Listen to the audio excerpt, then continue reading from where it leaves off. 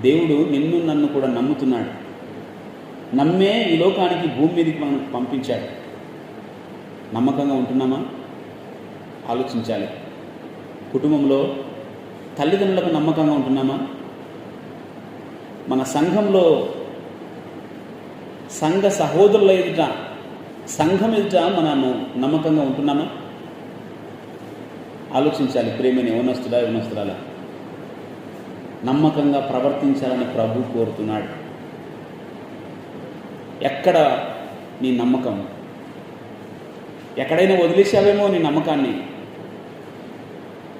కుటుంబం పెట్టుకున్న, తల్లిదండ్రులు పెట్టుకున్న ఆశలను అడియాసలు చేసి యవన ప్రాయంలో నీకు ఇష్టానుసారమైన జీవితం జీవించడానికి ఒకవేళ అలవాటు పడింటే దేవుడు నమ్మకంగా ప్రవర్తించడానికి నిన్ను పిలుస్తున్నాడు. నమ్మకంగా బ్రతకాలని ఆయన ఆశపడుతూ ఉన్నాడు.